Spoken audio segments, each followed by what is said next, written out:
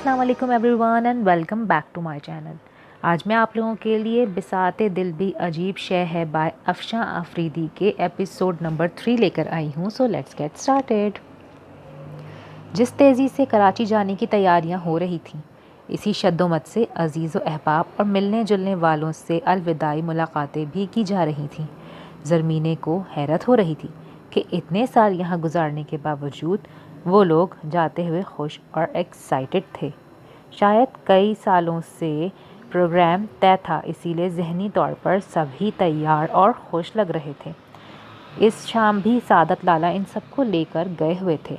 Timur office سے واپس آ کر ٹی وی کے سامنے بیٹھا بظاہر تو نیوز سن رہا تھا، مگر ذہن کی پرواز کہیں اور تھی۔ وہ ہمت مجتمع کرتی اس کے دائیں طرف رکھے صوفے کے پاس آ کر کھڑی ہو گئی۔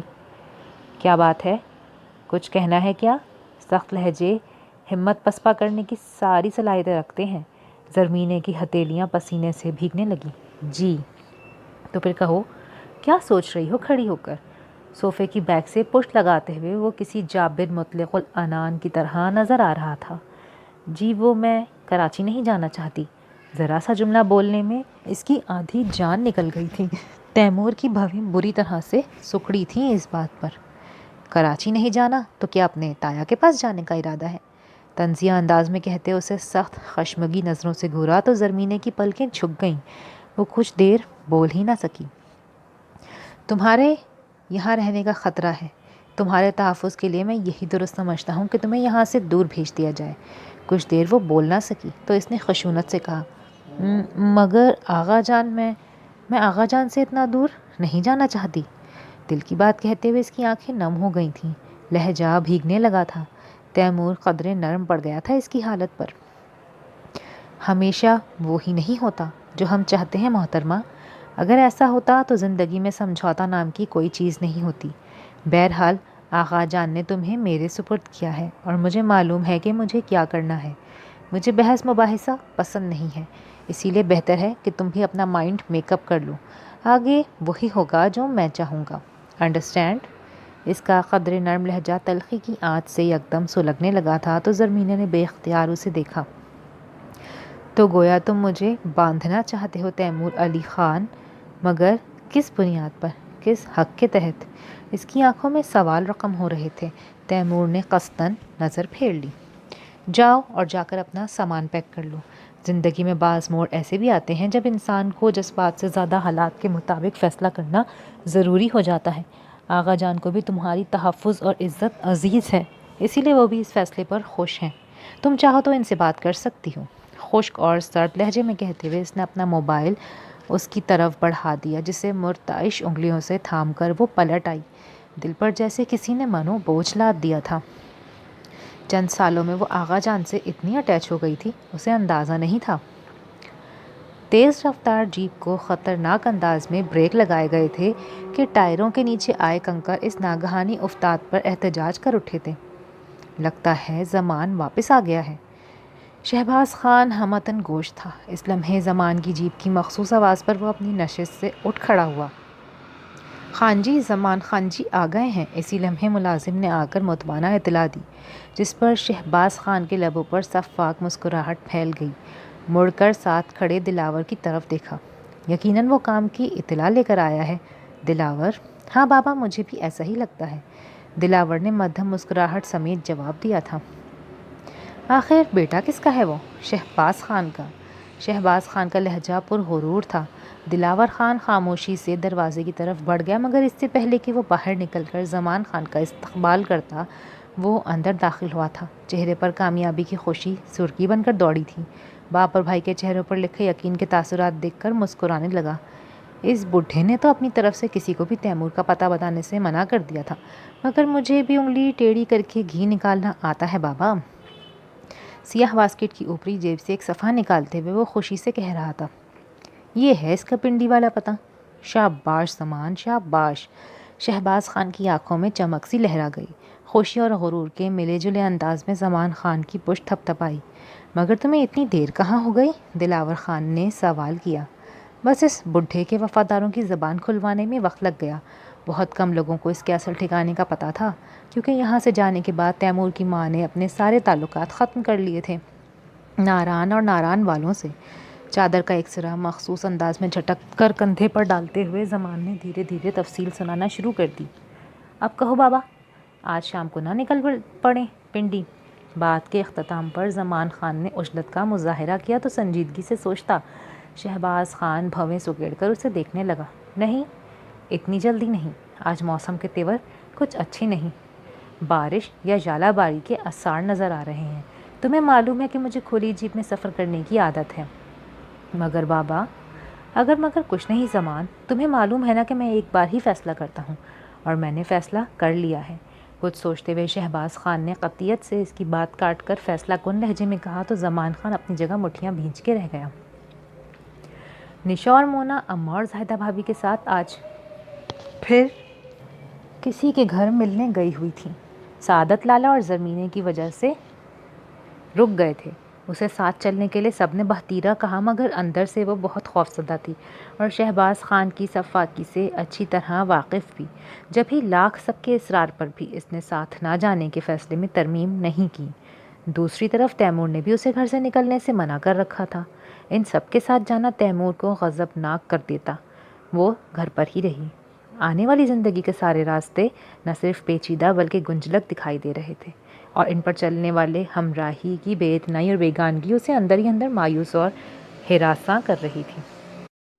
تیمور کے گھر والوں کا رویہ بہت مربیانہ اور دوستانہ تھا، مگر وہ جانتی تھی کہ جس دن اس کے اصل سے وہ سب واقف ہوئے، یہ محبت بھری چھاؤں چل چلاتی دھوپ بننے میں ذرا وقت نہیں لے گی۔ لیکن فی الوقت اس کے پاس اس کے سوا کوئی راستہ نہیں تھا کہ آغا جان نے جس کی پناہ میں اسے دیا ہے وہاں خاموشی اور صبر سے وقت گزارتی رہے۔ نہ جانے کن کن سوچوں نے اس کا حصار کر رکھا تھا کہ تیمور کی گاڑی کے ہارن پر وہ خود میں واپس لوٹی۔ عجیب سی بات تھی، وہ تیمور سے خوفزدہ تھی، اتنی ہی اس کے گھر آ جانے سے اسے تقویت کا احساس ہوتا تھا، شاید اس لیے کہ کمزور ہی سہی، رشتہ تو اسی سے تھا نا۔ لاؤن سے دونوں بھائیوں کی آوازیں آ رہی تھیں۔ وہ باہر نکلی تو سعادت لالا کہیں جانے کے لیے تیار کھڑے تھے۔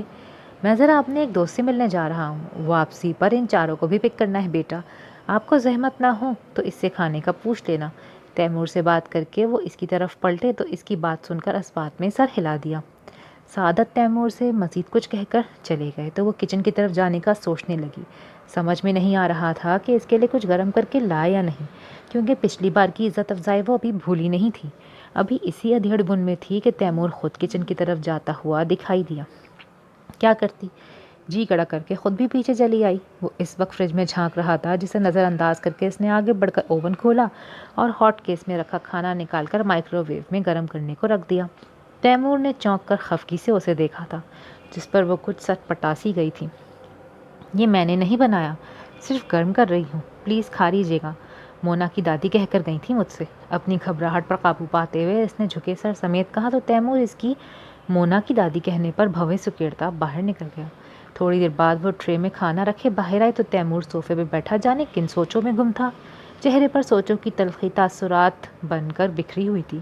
زرمینے کے قدم کچھ سست سے پڑ گئے تھے، کیونکہ آہٹ پر چونک کر اس نے جن ندانہ نظروں سے اسے دیکھا یہ اندازہ کرنا مشکل نہیں تھا کہ سوچوں کا مرکز کون ہے۔ وہ خاموشی سے کھانا رکھ کر پلٹ رہی تھی کہ دروازے کی بیل بج گئی۔ مڑ کر سوالیہ نظروں سے اسے دیکھا، جسے نظر انداز کرتا تیمور لاؤنج کے کھلے گیٹ سے باہر نکل گیا۔ جو بھی تھا بہت عجلت میں تھا، جب ہی بیل پر ہاتھ رکھ کر بھول گیا تھا۔ زرمینے کا دل کسی ناگہانی کے احساس سے دھڑک اٹھا۔ بے اختیار قدم دروازے کی طرف بڑھے تھے، مگر اگلے ہی لمحے وہ جیسے اپنی جگہ پر منجمد ہو گئی۔ سامنے سے آتے تین اشخاص اس کی زندگی کے سب سے بڑے دشمن تھے۔ شہباز خان، دلاور خان اور زمان خان کے ساتھ تیمور علی جاہ بھی تھا، جس کے چہرے پر پتھریلے تاثرات ماضی کی تلخیوں کے گواہ تھے، اور جس کے ماتھے پر شکنوں کا جال آج کی نفرتوں اور عداوتوں کا گواہ، اور جس کی آنکھیں شدت جذبات سے سرخ ہو رہی تھیں۔ بیٹھنے کو نہیں کہو گے تیمور علی جاہ؟ آخر کو ایک پٹھان میزبان ہو تم۔ شہباز خان نے اندر داخل ہوتے سفید پڑتی زرمینے کو فاتحانہ نظروں سے دیکھ کر تیمور کو مخاطب کیا تو وہ شدید خیز و غضب سے بھرا 2 قدم بڑھ کر اس کے سامنے آ گیا۔ میری دہلیز پر زندہ کھڑے ہو شہباز خان، کیا یہ کافی نہیں؟ لہجہ تھا یا انگارے اگلتا تیر سیدھا مخاطب کے دل میں پیوست ہوا تھا۔ میں یہاں جھگڑا کرنے نہیں آیا تیمور جاہ، مجھے میری بھتیجی واپس دے دو بس۔ शहबाज खान ने यकदम रऊनत भरे लहजे में दो टोक कहा तो तैमूर की सुर्ख अंगारा आंखों से जलाल टपकने लगा। तुम्हारी भतीजी मेरी मनकूहा है शहबाज खान, और अब इसकी ज़िंदगी मेरे इख्तियार में है। ये वहीं रहेगी जहाँ मैं चाहूँगा। वो बोला तो लहजे में जैसे शरारे बरस रहे थे। शहबाज खान को जैसे किसी ने ललकार दिया था। इसीलिए उस लम्हे ज़मान खान की उठती बंदूक की नाली को एक हाथ से नीचे करते हुए वो एकदम खशमगी सा हो गया था। ये मेरे बेटे की मंग थी, इससे तुम कैसे निकाह कर सकते हो? जैसे तुम्हारे भाई ने मेरी मंग से किया था। मत भूलो शहबाज खान, इस झगड़े की इब्तिदा तुम्हारे घर से हुई थी। दूसरे की मंग पर तसल्लुत जमाने की रिवायत तुम लोगों की ही डाली हुई है। तैमूर का लहजा आहिनी था। पीछे खड़ी ज़रमीना के दिल की रफ्तार तो दोनों फरीक़ैन के अंदाज़े गुफ्तगू से थमती जा रही थी।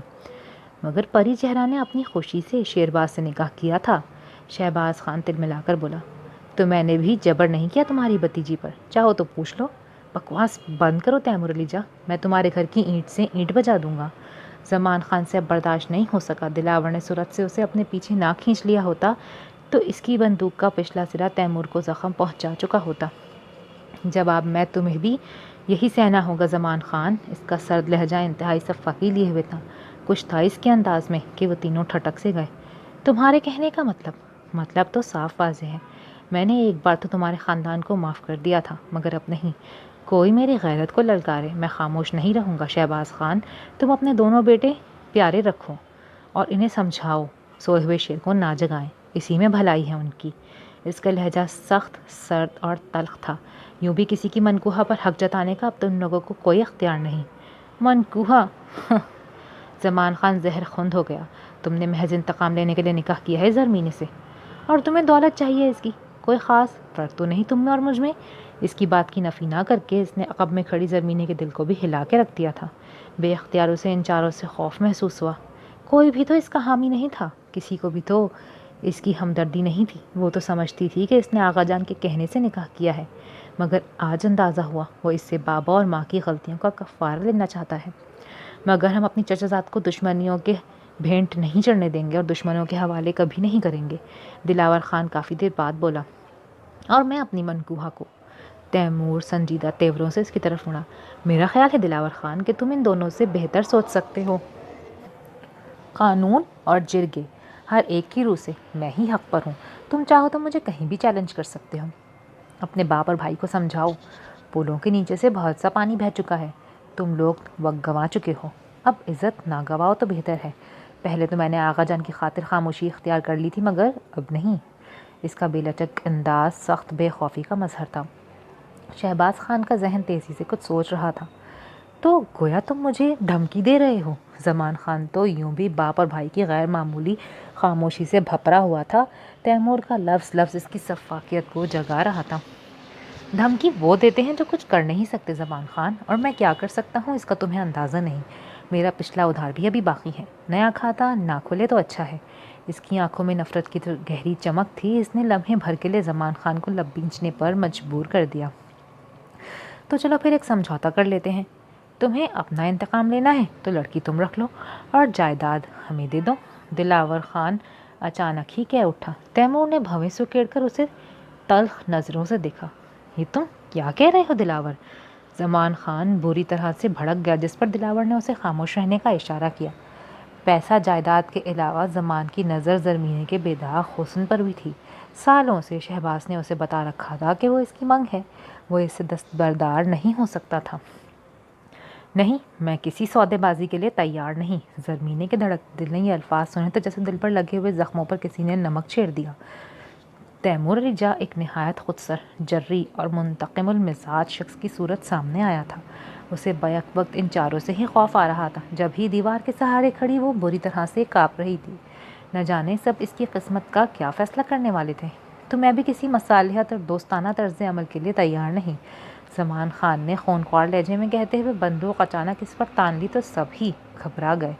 ज़रमीने एक दिलदोज़ चीख मारकर बेख्तियार तैमूर की पुश्त से आ लगी थी। कुछ देर के लिए तो वो जैसे इसकी मौजूदगी से गाफिल ही हो गया था। अब जो इसने अक़ब से आकर इसकी शर्ट को दोनों हाथों से दबोचा तो उसे एहसास हुआ। तुम हद से गुज़र रहे हो ज़मान खान, वो गुस्सीले लहजे में भड़का। हद से तुम भी गुज़रे हो तैमूर अली जा। जब तुम्हें पता था कि ज़रमीने मेरे बेटे की मंग है तो तुमने इससे निकाह ही क्यों किया? تیمور علی جا اپنے کسی فیصلے کے لیے کسی کے سامنے جواب دے نہیں.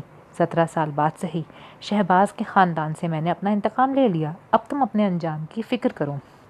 شہباز کی بات پر اس نے گھڑی پر نظر دوڑاتے یکدم پرسکون لہجے میں کہا تو وہ تینوں کچھ حیران سے رہ گئے. جب ہی یکدم اس نے مڑ کر زرمینے کی طرف دیکھا. جاؤ زرمینے، جا کر گیٹ کھول دو، کچھ مہمان اور آ گئے ہیں. جی.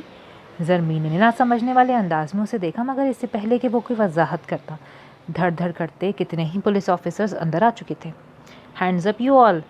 S H O Feroz Butt کی گونج تار آواز ان تینوں کے آسان خطا کر گئی. زرمینے ان چند منٹوں میں اس بری طرح سے گھبرا چکی تھی کہ بے اختیار ہو کر رونے لگی. ٹیک اٹ ایزی، تم اندر جاؤ. تیمور نے مڑ کر قدرے تحکم بھرے لہجے میں کہا، پھر آفیسر کی طرف مڑا. تھینک یو فیروز، تم وقت پہ آ گئے. یہ سب کیا ہے تیمور علی؟ شہباز خان سمیت دونوں بیٹے جیسے شوق میں تھے. تینوں کو ایس ایچ او کے اشارے پر ہتکڑیاں لگا دی گئی تھیں.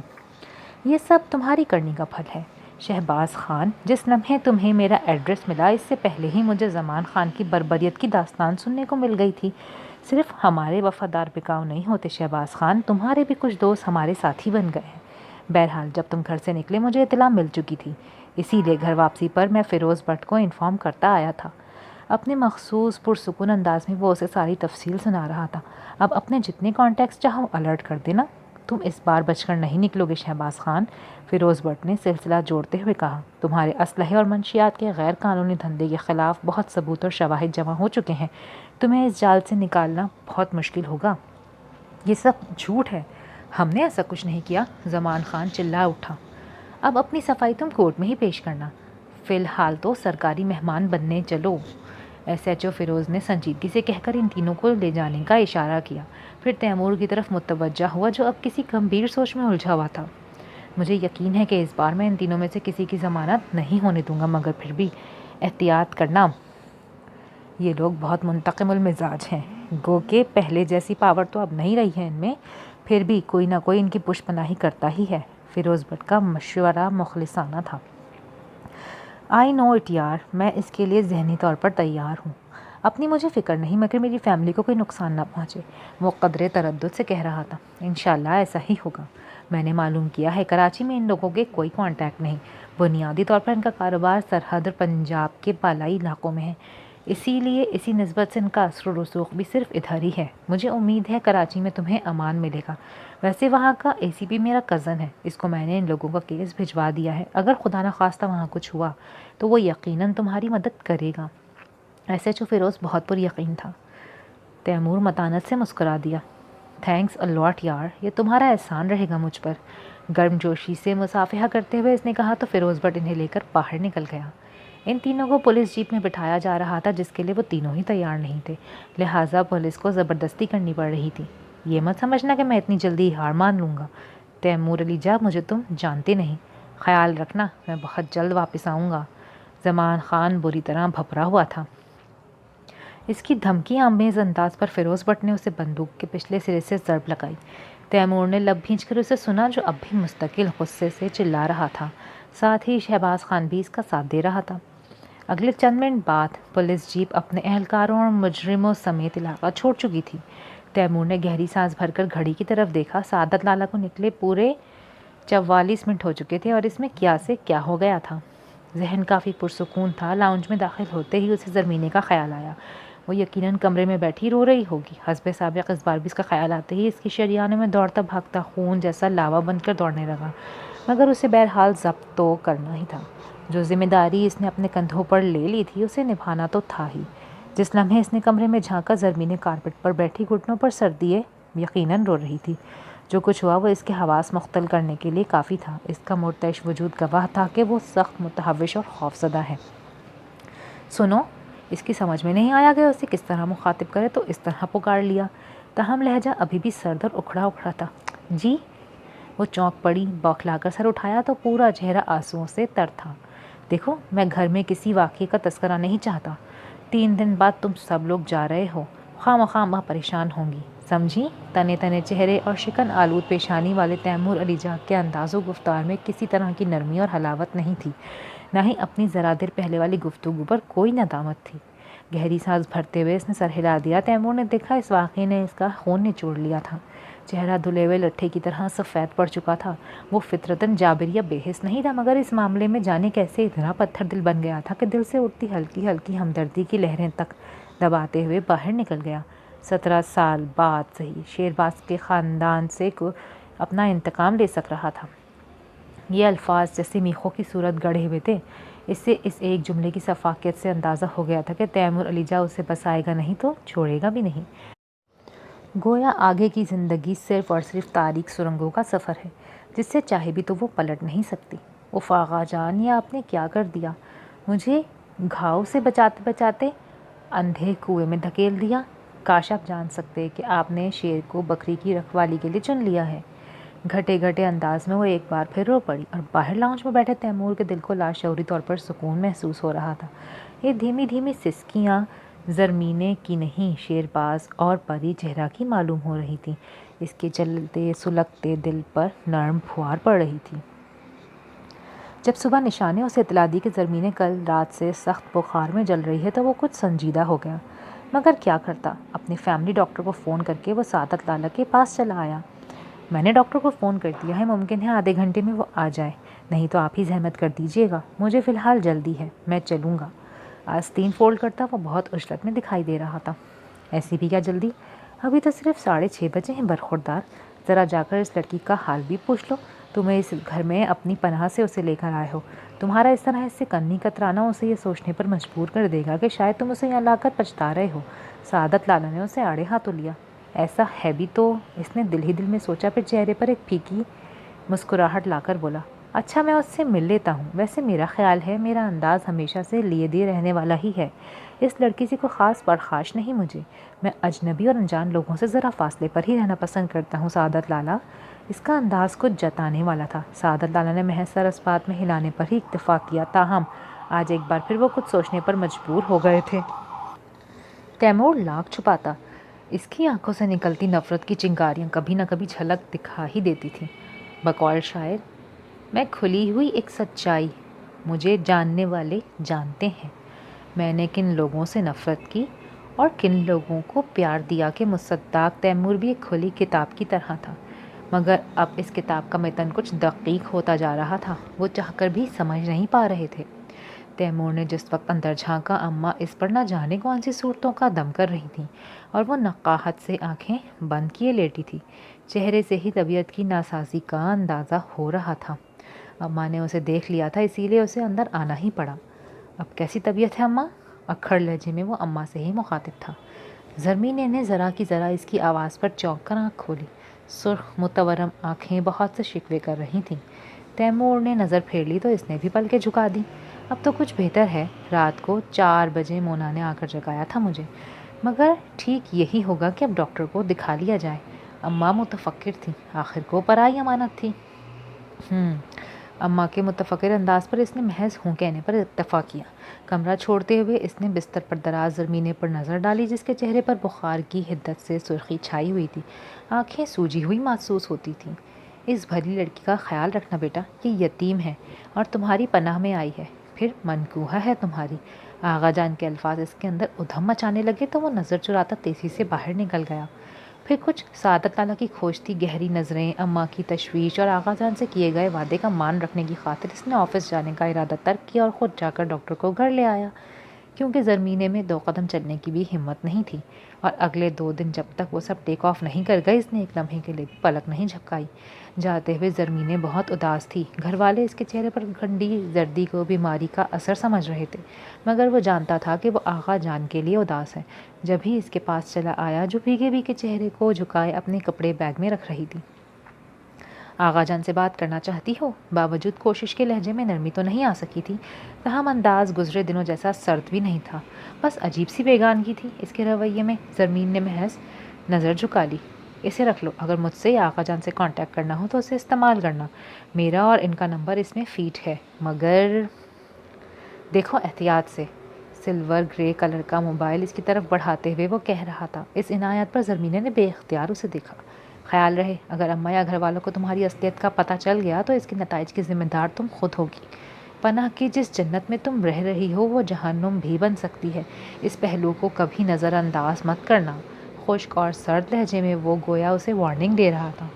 زرمینے نے زخمی نظروں سے اسے دیکھ کر موبائل تھام لیا۔ اس بے درد شخص سے تو وہ کیا بات کرتی، ہاں بس آغا جان کی خیریت کے لیے ایک رابطے کا سہارا کافی تھا۔ نیا شہر، نیا ماحول اور نئے لوگ تھے۔ اس نے جس لمحے کراچی کی زمین پر پہلا قدم رکھا، دل جیسے کسی اتاہ میں جا کے ڈوب گیا تھا۔ عزمی ان لوگوں کو لینے آیا۔ دونوں بہنیں کمان سے نکلے تیر کی طرح اس کی طرف بڑھی تھیں۔ بھابھی، سعادت، لالا اور اماں بھی بے قراری سے اسے گلے لگا کر چوم رہی تھیں جیسے وہ کسی محاذ پر تھا پچھلے دنوں۔ وہ ان سب سے 10 قدم پیچھے جھجک کر رک گئی تھی، تاہم جب اماں کو اس کا خیال آیا تو اسے آواز دے کر پاس بلا کر عزمی سے تعارف کرایا۔ چاچو لائے ہیں انہیں؟ اس نے بھویں سکیڑ کر حیرت کا اظہار کیا۔ اسے یہ بات کچھ ہضم نہیں ہو رہی تھی، تاہم اسے نروس ہوتا دیکھ کر نظر ہٹا لی۔ سب لوگ آدھے گھنٹے کی ڈرائیو کے بعد گلشن اقبال کے VIP بلاک میں بنے اس بنگلے پر موجود تھے جو اب ان کا نیا مسکن تھا۔ مونا اور نشا تو نہال تھیں، ادھر ادھر گھوم رہی تھیں، ساتھ اسے بھی گھسیٹ رہی تھیں، مگر وہ تھکن کا بہانہ بنا کر لاؤنج میں اماں کے پاس ہی آ بیٹھی تھیں۔ رات تک سب نے اپنا اپنا سامان ایڈجسٹ کر لیا تھا۔ نشا نے یہاں الگ کمرہ لیا تھا، اس لیے اس بار مونا کے کمرے میں وہ آسانی سے سیٹ ہو گئی تھی۔ یوں بھی اس کا کون سا ڈھیروں سامان تھا۔ کچن زاہدہ بھابھی نے جلدی جلدی سیٹ کر لیا تھا، جس میں اس نے ہاتھ بٹایا تھا۔ کچن کے باہر مستقل عزمی سے سامنا ہو رہا تھا جس سے وہ نروس ہوتی جا رہی تھی۔ اس کے بعد کھانا بھی اسے ہی بنانا پڑا کہ بار بار بھابھی کو کون سی چیز کہاں رکھنی ہے پوچھنے کے لیے بلایا جا رہا تھا۔ یوں بھی کچن ایک اچھی پناہ گاہ تھا، پھر کام کرنے میں وقت بھی گزر رہا تھا اور اسے تو وقت ہی گزارنا تھا، کیونکہ اس موڑ پر جہاں وہ آ گئی تھی وہاں زندگی جینے کی نہیں، صرف وقت بتانے کی خواہش تھی۔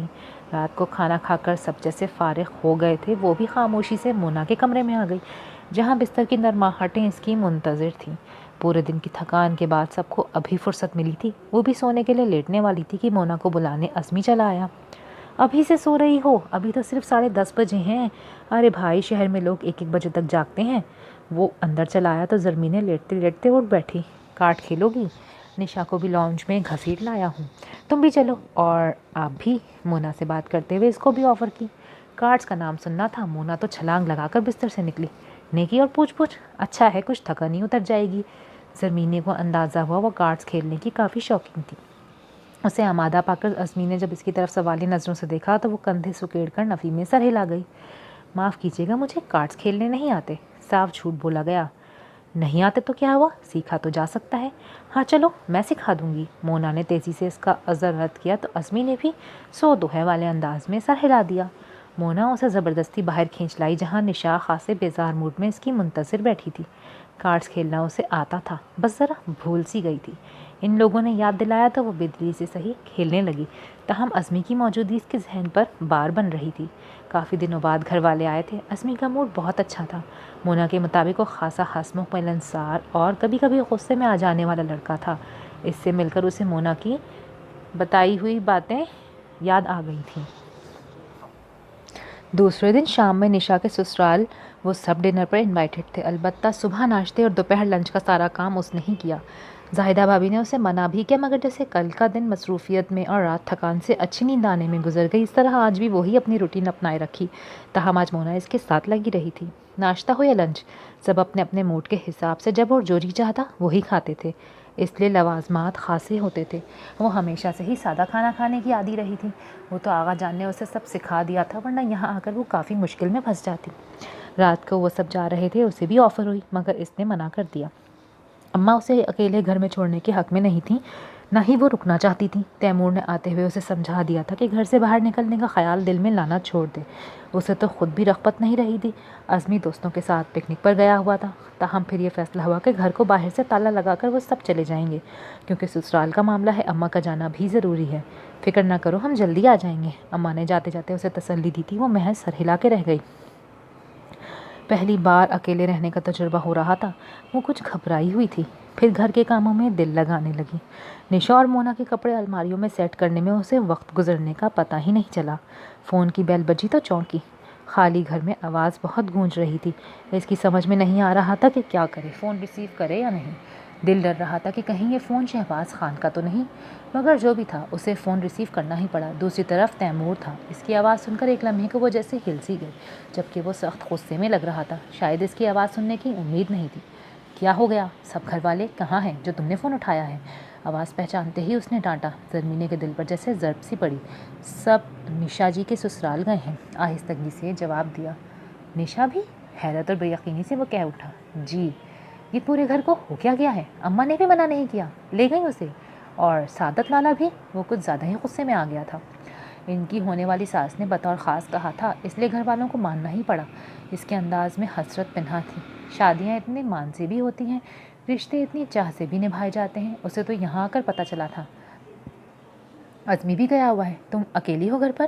اس کے لہجے سے کچھ پا کر اس نے جھنجھلائے ہوئے لہجے میں پوچھا۔ اس نے ہوں میں جواب دیا تو اچھا کہہ کر تیمور نے فون بند کر دیا۔ ایک لمحے کو جیسے پورا وجود خاموشی کے حصار میں آ گیا تھا۔ تیمور اس کی سوچوں سے زیادہ غسیل ثابت ہوا تھا۔ نرمی تو جیسے اس کی وجود کو چھو کر بھی نہیں گزری تھی۔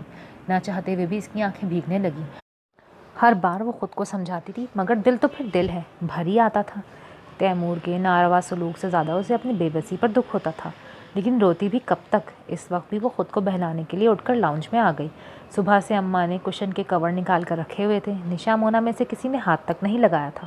اس نے سوچا وہی چڑھا دے، کم از کم کچھ وقت تو گزرے گا۔ ابھی شروع کیا ہی تھا کہ دروازہ کھلنے کی آواز پر چونکی اٹھی۔ اتنی جلدی سب آ گئے؟ اسے حیرانی سی ہوئی۔ السلام علیکم۔ عزمی نے اندر داخل ہوتے ہوئے اس کی حیرت کو ختم کیا۔ وہ خود میں سمٹ کر ایک طرف بیٹھ گئی۔ سلام کا جواب دینے میں بندے کا اپنا ہی فائدہ ہوتا ہے میڈم، ثواب بھی ملتا ہے اور تعلقات بھی بہتر ہو جاتے ہیں۔ اس نے جاگرز کے لیسز کھولتے ہوئے ایک نظر اس کے جھکے ہوئے سر پر ڈالی اور شرمندگی کے باعث مزید سر جھک گیا اس کا۔ وہ جھیپ سی گئی۔ کھانا کھایا کہ نہیں؟ پھر سوال ہوا۔ نہیں۔ تو چلو ساتھ ہی کھا لیتے ہیں، بہت زور کی بھوک لگی ہے۔ گھر میں تو دوپہر کا آلو گوشت اور پلاؤ بچا ہوا تھا، اس نے گرم کر کے روٹیاں ڈال دیں۔ پڑھتی ہو یا پڑھ چکی ہو؟ کھانا میز پر رکھتے ہوئے عزمی بھی آ بیٹھا تھا۔ وہ اس کی جھجک محسوس تو کر رہا تھا، مگر نظر انداز کرتے ہوئے بے تکلفی سے سوال کر ڈالا تو وہ بھی بیٹھ گئی۔ جی انٹر کیا ہے۔ اوہ، تو گویا میٹرک کر لیا تم نے؟ میں تو سمجھا ابھی مڈل تک ہی پہنچی ہوگی تم۔ ہاتھ رک کر بے اختیارانہ تبصرہ کیا گیا تھا۔ وہ سمجھی نہیں کہ مذاق کر رہا ہے یا سنجیدہ ہے، سو خاموشی رہی۔ آگے پڑھنے کا ارادہ ہے؟ کچھ دیر بعد پھر سوال ہوا تھا۔ وہ سوچ میں پڑ گئی۔ اس کے ارادے، اس کی مرضی اور اس کی خواہشیں تو تین بولوں کی بدولت تیمور الجا کی رضا سے بن گئی تھیں۔ اسے اب اپنے سوچنے میں اختیار ہی کہاں تھا۔ غالباً تم اپنے حالات کی وجہ سے کچھ سوچنا نہیں چاہ رہی۔ اس کی پرسوچ آنکھوں میں دیکھتے ہوئے عزمی نے تجزیہ کیا تو وہ محض سر ہلا کے رہ گئی۔ چلو ریگولر نہ صحیح، پرائیویٹ ہی پڑھ لو۔ اپنے پیروں پر کھڑے ہونا تو تمہیں کچھ نہ کچھ کرنا ہی پڑے گا لڑکی۔ بائی دی وے تمہارا نام کیا ہے؟ سوری، بھول گیا۔ زرمینے، زری۔ تو زرمینے کبھی سوچا بھی ہے اپنے فیوچر کے بارے میں یا نہیں؟ اگر نہیں تو اب سوچو۔ زندگی انسان کو صرف ایک بار ملتی ہے۔ مانا کہ جائیداد تمہارے پاس بہت ہے، مگر اتنے ہی دشمن بھی۔ پھر تم ہو بھی کم عمر اور ناتجربے کار۔ تعلیم حاصل کرو، علم انسان میں اچھے برے کی تمیز اور اعتماد پیدا کرتا ہے۔ اپنے لیے دنیا سے لڑنے کا حوصلہ اور نامساعد حالات کا مقابلہ کرنے کی جرأت بھی انسان کو علم سے حاصل ہوتی ہے۔ جب انسان دوسروں کے حقوق اور اپنے فرائض پہچان لے تو سمجھو یہی اس کی کامیابی ہے۔ اینی وے، لیکچر کچھ لمبا ہو گیا، چلو کھانا شروع کرو۔ باتیں کھانا کھانے کے دوران بھی کی جا سکتی ہیں، یا پھر تم ایک وقت میں صرف ایک کام ہی کر سکتی ہو۔ قدرے سنجیدگی سے کہتے کہتے وہ ہلکے پھلکے انداز میں بول اٹھا تو وہ بے اختیار نفی میں سر ہلانے لگی۔ تمہیں ضرور پڑھنا چاہیے، کیونکہ بولنے کے لیے خیالات اور لفظ دونوں کی ضرورت پڑتی ہے، اور لگتا ہے تمہارے پاس دونوں کی ہی قلت ہے۔ علم الفاظ اور خیالات دونوں کی کھیتی لگاتا ہے۔ دماغ میں وہ ویسے دماغ تو ہے نا تمہارے پاس۔ کہہ کر وہ خود ہی ہنس پڑا۔ وہ شرمندگی سے نظر جھکا کے رہ گئی۔ مذاق اڑانے اور مذاق کرنے کے فرق کو سمجھا کرو، اس سے تعلقات میں استحکام پیدا ہوتا ہے۔ گھوم پھر کر وہ پھر تعلقات پر آ گیا۔ اس نے جلدی جلدی نوالے لے کر کھانے کا اختتام کیا اور کھڑی ہو گئی تو عزمی کو احساس ہوا اس نے کچھ زیادہ ہی سنا ڈالی تھی اسے، سو خود بھی کھانے سے ہاتھ کھینچ لیا۔ زرمی نے برتن سمیٹنے لگی۔ عزمی نے بغور دیکھا، وہ جتنی خوبصورت تھی اتنی ہی سادہ اور معصوم بھی لگ رہی تھی، مگر جو چیز اس کے چہرے اور آنکھوں سے مترشح تھی وہ بے تحاشا خوف اور ہراس سراسیمگی اس کی آنکھوں سے چھلکتی تھی۔ دشمنوں کے خوف نے اسے عدم اعتماد اور عدم تحفظ کا شکار بنا دیا ہے۔ عزمی نے دل ہی دل میں تجزیہ کیا اور باہر نکل گیا۔ کتنی دیر بعد اسے سکون کی سانس آئی۔ عزمی کے جاتے ہی اس نے دیوار سے کمر ٹکا کر کئی گہرے گہرے سانس لے ڈالے۔ تیمور کے کڑوے اور قہرمانی رویے کے برعکس گھر میں سب کا سلوک اس کے ساتھ بہت مہربان تھا، حتیٰ کہ عزمی کے لہجے کی نرمی اور دوستانہ نظروں نے اس کے دل میں ایک جگہ سی بنا ڈالی تھی، پھر بھی وہ خوف زدہ تھی۔ تیمور علی کا رویہ سچائیوں سے واقفیت کی بنا پر اپنی اصل شکل میں سامنے آیا تھا، جبکہ یہاں سب لوگ حقیقت کی اس برہنہ تلوار سے ناواقف اور انجان تھے جو ہر لمحہ اس کے سر پر لٹکتی رہتی تھی۔ محبت بھرے چہروں کو نفرت کے انگاروں سے سلگتے دیکھنے کا خوف اس سے زیادہ سہمائے ہوئے تھا۔ یہی وجہ تھی کہ وہ کھل کر کسی سے بات بھی نہیں کر پاتی تھی۔ پھر ان سب کی واپسی تک وہ قصداً کچن میں مصروف رہی۔ عظمی کے کہنے پر اسے ایک کپ چائے بنا کر دی اور پھر کچن آ کر چیزیں ترتیب سے رکھنے لگی۔ اگلے 2 گھنٹوں میں وہ لوگ واپس آ گئے تھے۔ مونا سے پتہ چلا تیمور اسے اس طرح اکیلے چھوڑ جانے پر خاصا ناراض ہوا تھا۔ خاص طور پر نشا کو اس نے فون پر خوب سنائی تھی۔ یہی وجہ تھا کہ اس کا موڈ کچھ آف سا تھا۔ زرمینے کی ہمت ہی نہیں ہوئی کہ پھر اس سے بات کرتی۔ خاموشی سے کمرے میں آ کر سو گئی۔ انفیکٹ چاچو نے کبھی مجھ سے اتنے سخت لہجے میں بات نہیں کی، مگر پتہ نہیں آج کل ان کو کیا ہو گیا ہے۔ ویسے ان کے غصے سے اندازہ ہو رہا تھا کہ ان کو تمہاری بہت فکر ہے۔ صبح ناشتے کی ٹیبل پر نشا خود ہی اسے بتا رہی تھی۔ اس کے حلق میں جیسے کچھ اٹکنے لگا۔ بات بدلنے کو بولی، ویسے آپ کو کل مزہ تو آیا نا وہاں؟ سوال ہی ایسا تھا۔ نشا کے چہرے پر سرخی اور مسرت جھلکنے لگی۔ آف کورس یار، فراز بھی تو تھے نا گھر میں۔ اصل میں میری سسرال کافی ماڈرن ہے، ان کے یہاں منگنی کے بعد ملنا ملانا اتنا بھی برا نہیں سمجھا جاتا۔ ہماری طرح پرانی فضول روایتوں کی زنجیریں نہیں ڈال رکھی ان لوگوں نے پیروں میں۔ مجھے تو چاچو پر حیرت ہوتی ہے، اتنے عرصے فورن رہ کر آنے کے باوجود بھی ان کی سوچ اب تک ٹپیکل ہے۔ اب دیکھو نا، کل کتنا خفا ہوئے ہو میرے اپنے سسرال جانے پر۔ جس بیچاری کی ان سے شادی ہوگی نا، اسے وہ سیل بند پیکنگ میں رکھا کریں گے، دیکھنا، اپنے خاص انداز میں کہتے اس نے تبصرہ کیا تھا۔ زرمینے کی پلکیں آپ ہی آپ بوجھل ہو گئی تھیں۔ دھیرے دھیرے وہ سیٹ ہونے لگی تھی، مگر اس ویکینڈ پر تیمور اچانک چلا آیا۔ ابھی تک اس کا غصہ اترا نہیں تھا۔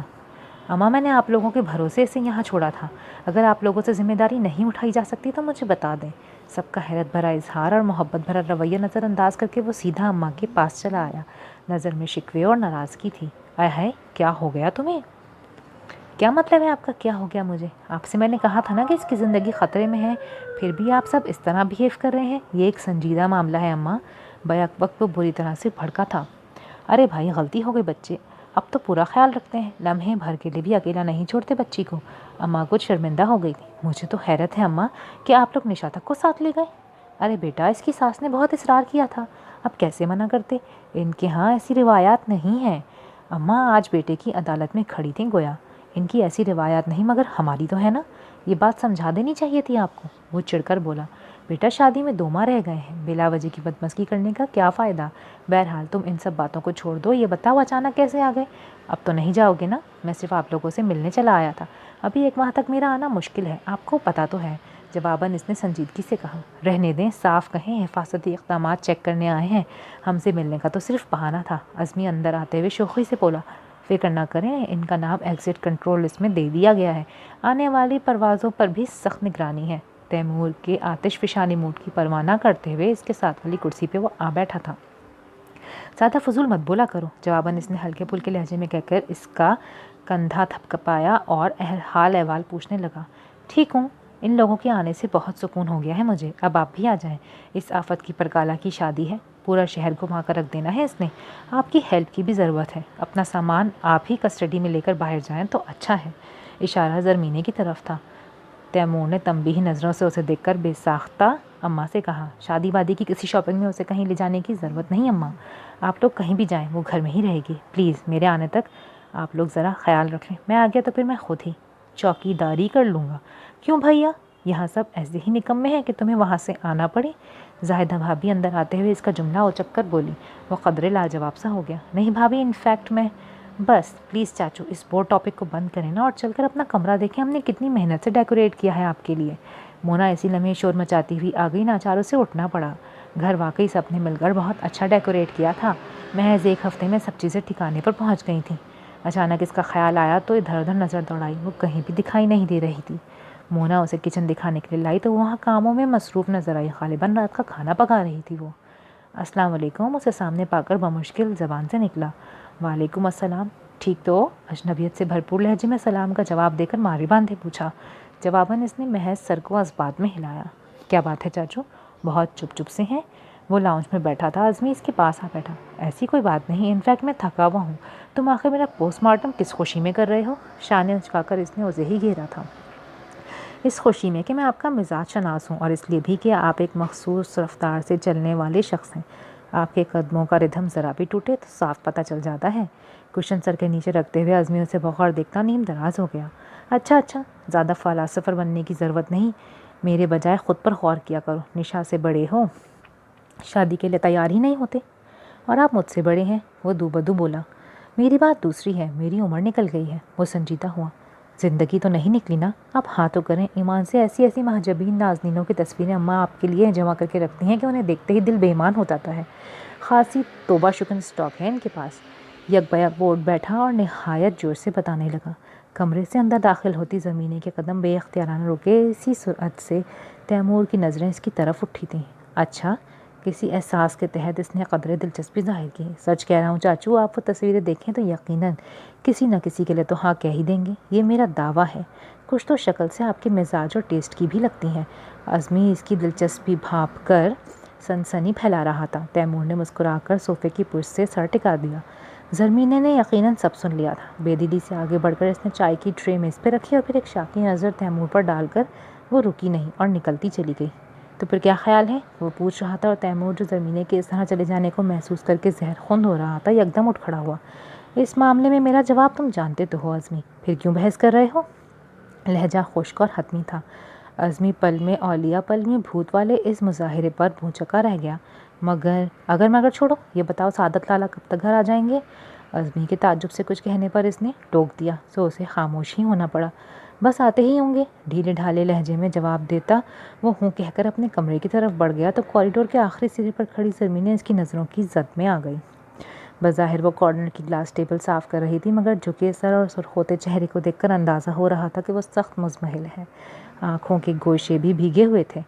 تیمور کی بھویں تن سی گئیں۔ ایسا کوئی حق اس نے اسے نہیں دیا تھا جس کے بل بوتے پر وہ اپنائیت رشتے کی وابستگی جیسے جذبات دل میں پیدا کرے۔ پھر یہ آنسو کس لیے تھے؟ اسے جیسے تاؤ سا آ گیا۔ یہ سب کیا ہے؟ کس کے لیے آنسو بہائے جا رہے ہیں؟ نزدیک آنے پر وہ غصیلے انداز مگر دھیمی آواز میں بولا تو زرمینے ہونٹ کاٹ کر آنسوؤں کو بہنے سے روکنے کی کوشش کرنے لگی، مگر آپ گینوں کو جیسے ٹھیس لگی تھی۔ باوجود ضبط کے اشک اس کی برداشت سے باہر ہو گئے۔ اسٹاپ اٹ، تم اس طرح مجھے ٹریپ نہیں کر سکتی، سمجھی؟ آغا جان کی بات اور تھی جو میں نے اپنا نام تمہیں دیا، مگر اس سے زیادہ کی نہ امید رکھنا نہ خواب دیکھنا۔ تمہیں تصور میں بھی میں اپنے ساتھ برداشت نہیں کر سکتا۔ تمہارے تصور میں بھی اتنی نفرت نہیں ہوگی جتنی کہ مجھے تمہارے باپ سے تھی اور ہے۔ محبتوں کی طرح نفرتیں بھی ورثے میں ملتی ہیں۔ تمہیں اپنے والدین کے اس اثاثے کو دونوں ہاتھوں سے تھام کر رہنا ہوگا۔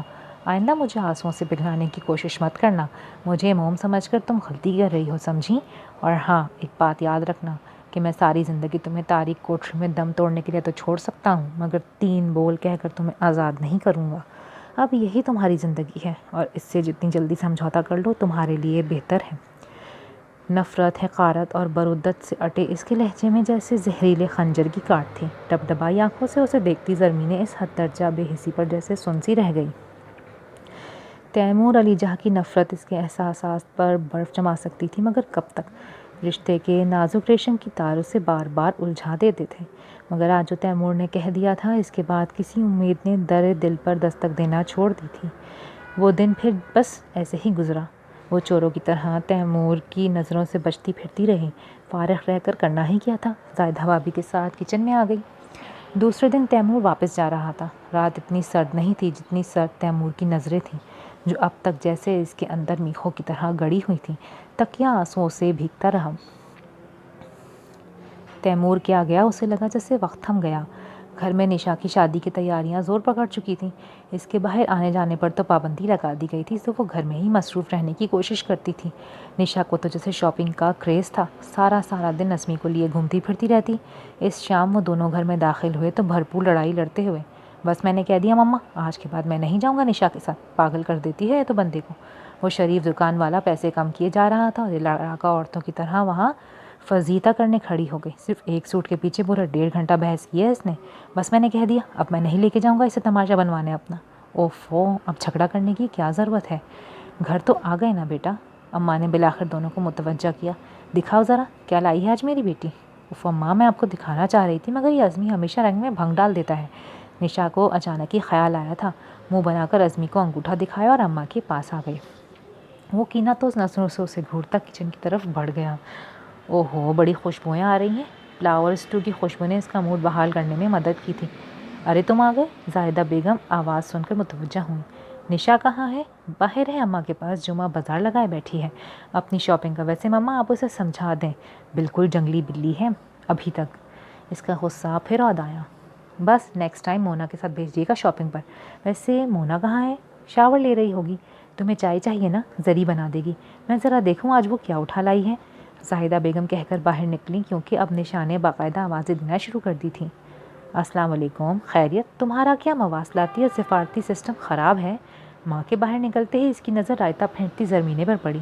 جی؟ اس کی خوشگوار آنکھیں لمحے بھر کو پھیل سی گئی تھیں۔ پتہ نہیں تمہاری اردو کمزور ہے یا دماغ، غالباً کافی سہل زبان میں گفتگو کرتے ہیں ہم سب، مگر تم یوں چونکتی ہو جیسے فرینچ میں الجبرا کا سوال کر ڈالا ہو۔ فریج سے کوکا کولا کا کین نکالتے ہوئے وہ مسکرا رہا تھا۔ زرمینہ عجیب سی گئی۔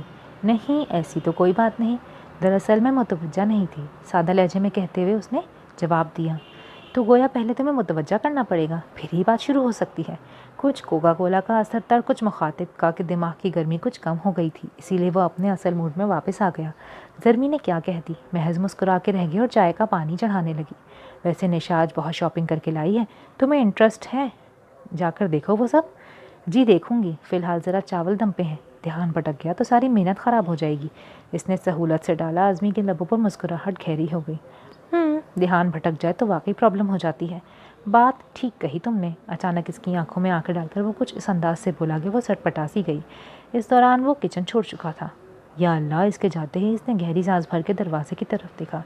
عجیب ہے یہ شخص، کتنا دوستانہ انداز اور مہربان لب و لہجہ۔ چائے بناتے ہوئے وہ سوچ رہی تھی، اور اس سے پہلے وہ چائے نکالتی مونا نے آ کر شور مچا دیا، سو وہ اس کی مدد کے خیال سے کام مکمل کر کے باہر نکل آئی۔ زرق برق بہترین کام کے سوٹ تھے اور کچھ کاٹن پر بہترین کڑھائیاں تھیں۔ مونا کی چھیڑ چھاڑ اور ساتھ اعظمی کے مخلصانہ کمنٹ سے ماحول خوشگوار ہو گیا تھا۔ نشا کے چہرے پر خوشی کی سرخی چھائی ہوئی تھی۔ یکدم ایک دھماکہ سا ہوا اس کی آنکھوں کے سامنے۔ ایسے ہی کتنے کپڑے آغا جان نے اس کے لیے پسند کیے تھے، اس کے جو آج بھی سوٹ کیس میں بند رکھے تھے۔ نہ ان کپڑوں کو پہننے کی نوبت آئی، نہ موقع۔ وہ سہاگن ہو کر کی بھی کیسی اجڑی اجڑی سی تھی۔ سہاگن وہی جو پیا من بھائے، اور وہ نہ تیمور کے من کو بھائی تھی اور نہ اس کی آنکھوں میں سمائی تھی۔ یادوں کا ایک ریلا سا حشر برپا کر گیا تھا دل و جان میں۔ کم آئے گی اور سب کچھ ہوتے ہوئے بھی خالی ہاتھ ہونے کا احساس اس کی پلکوں کو نم بنا ڈال رہا تھا۔ سنو بھائی، کہاں ہو؟ یا مونا نہ جانے کب سے اس کو متوجہ کرنا چاہ رہی تھی۔ وہ جیسے چونکی، کہیں نہیں، یہی تو ہوں۔ کیا واقعی؟ سامنے بیٹھا اعظمی بھی اب اسی طرف متوجہ تھا۔ بے اختیار بول اٹھا تو زرمینے کی نظریں جھک سی گئیں۔ توبہ ہے لڑکی، تم تو جاگتے میں بھی سوتی ہو، دیکھو تو کتنا خوبصورت شیڈ ہے۔ میں تم بھی ایسا ہی لیں گے، کیا خیال ہے؟ نیلے رنگ کی ساڑی میں اس کی طرف بڑھاتے ہوئے اس نے موڈ میں کہا تو وہ سر ہلا کے رہ گئی۔ پھر آغا جان کا خیال جیسے اس کے دماغ سے چپک گیا۔ وہ کھانا لگوانے اٹھ کھڑی ہوئی۔ زاہدہ بیگم نے اب کے ڈانٹ ڈپٹ کر مونا کو کچن میں بلوا لیا تھا۔ شرم تو نہیں آتی تمہیں؟ چند دن کی مہمان سے کام کراتے ہوئے ہم اسے بہلانے کے لیے کام کرنے کو کہتے ہیں تاکہ مصروف رہے اور وہ سوچ سوچ کر گھر والوں کو یاد کر کے ہلکان نہ ہو، مگر تم نے تو باقاعدہ اس کی شرافت اور خاموشی کا ناجائز فائدہ ہی اٹھانا شروع کر دیا ہے۔ نشا چند دن کی مہمان ہے وہ یہاں، اس لیے میں اسے کچھ نہیں کہتی، مگر تم اب مجھے ادھر ادھر مٹر گشت کرتی نظر آئی تو تمہارے بابا سے شکایت کر دوں گی میں، سمجھی؟ مونا کے منہ بگاڑنے پر دبی آواز مگر سخت لہجے میں اسے ڈانٹا تھا زاہدہ بیگم نے۔ دروازے سے اندر آتی زرمینے کے دل میں کچھ چھن سے ٹوٹا تھا۔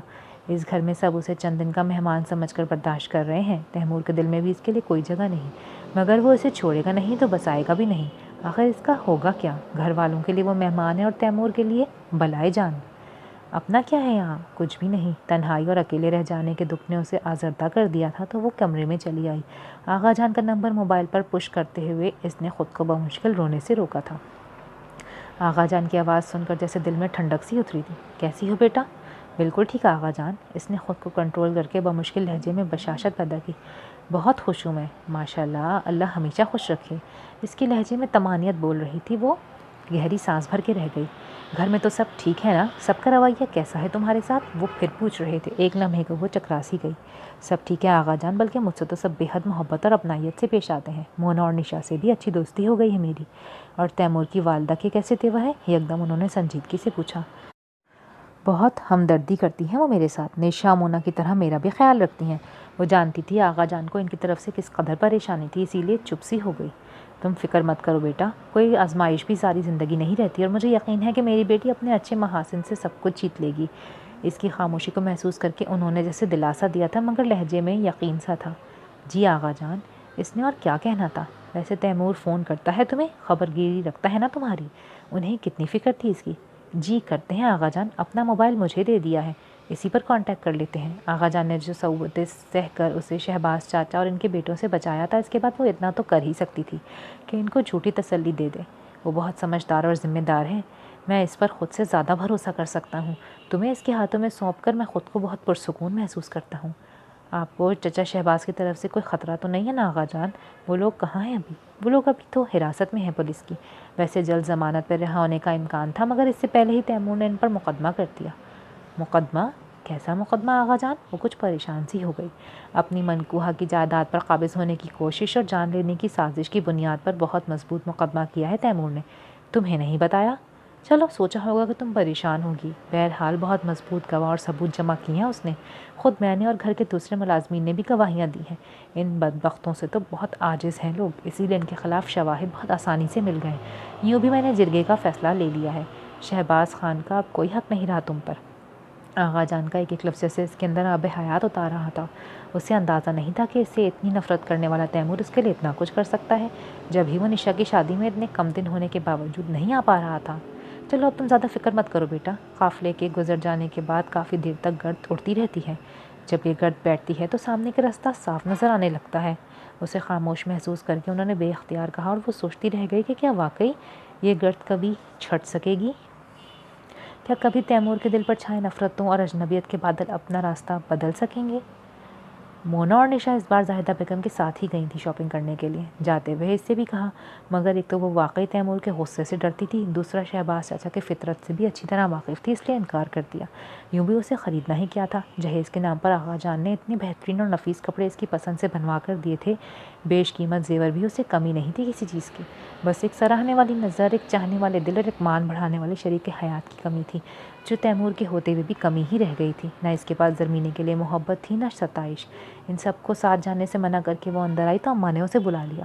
بیٹا ساتھ نہیں جانا چاہتی تو مت جاؤ، مگر اپنی پسند تو بتا دو، زاہدہ تمہارے لیے خود لے آئے گی کپڑے۔ پاس بٹھا کر وہ دلار سے کہنے لگی تو اس نے بے اختیار نظر اٹھا کر انہیں دیکھا۔ نہیں پلیز، اس کی ضرورت نہیں، میرے پاس بہت سے کپڑے ہیں، میں ان میں سے پہن لوں گی کوئی بھی۔ فوراً کہا، لو اب کیا شادی میں ایسے ویسے کپڑے پہنوں گی؟ ارے پتہ ہے تمہیں زاہدہ کے میکے اور نشا کی سسرال میں سب ہی سے ہم نے کہا تھا کہ تم ہماری رشتہ دار ہو، بھلا اب لوگ تمہیں ایسے ویسے کپڑوں میں دیکھیں گے، کیا سوچیں گے کہ ہم نے تمہارا خیال بھی نہیں کیا؟ یوں بھی لڑکیاں بالیاں سجتی سنورتی اچھی لگتی ہیں مجھے، تم بھی خود پر توجہ دیا کرو بیٹا، شادی میں 10 طرح کے لوگ آئیں گے، کنواری لڑکیوں کو خیال سے رہنا چاہیے۔ اماں نے بات کہاں سے شروع کی تھی اور کہاں رکی؟ کنواری کے لفظ پر وہ سر جھکا کر رہ گئی۔ بے حد خوفزدہ نظروں سے اس نے انہیں دیکھا۔ مونا ٹھیک کہتی تھی کہ اگر اماں کا بس چلے تو دنیا کے ہر کنوارے کو پکڑ کر رشتہ کروا دیں۔ جی باقی اگلی قسط میں۔ اگر آپ کو یہ پارٹ پسند آیا ہے تو do like, share and subscribe my channel. ملتے ہیں اگلی ویڈیو میں، تب تک کے لیے اللہ حافظ۔